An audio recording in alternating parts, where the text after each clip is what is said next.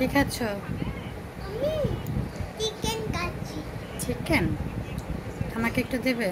না, কেন? আমি দেব না। কেন? তুমি রোজা রাখছো না? আমি রোজা রেখেছি। এই রাত্রে কেউ রোজা রাখে?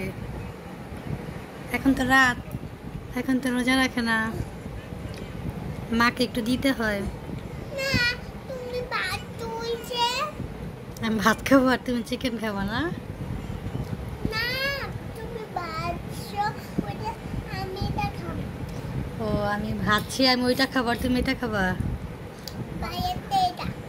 ভাইয়ার একটা, তোমার একটা, বাবার একটা, মার একটা, তাই না?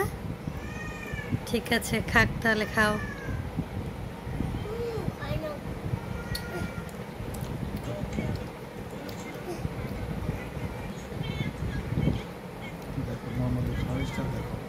আর মোহাম্মদের যে ডিজিটাল যুগের ছেলে মেয়েদের কথা কি বলবো, মোবাইল না দেখে খাওয়া খাইবে না। মোবাইল ইচ্ছা করতেছে। আর আমার মেয়ে হচ্ছে চিকেন কিংবা বিরিয়ানি এগুলো হলে নিজের হাতেই খাবে, তখন আর মোবাইল লাগে না, তাই না আম্মু?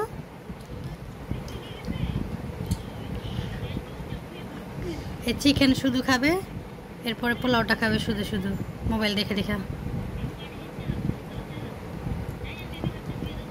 তাড়াতাড়ি খাও।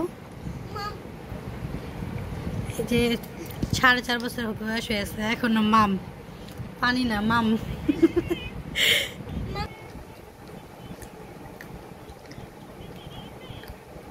আমি অন্য জামা পরছি। ঠিক আছে।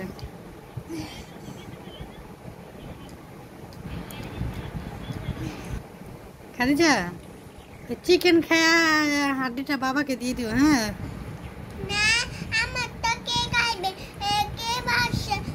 দে বাসে দে। কে জানছে যে তোমার তো তুমি খাইবে কে?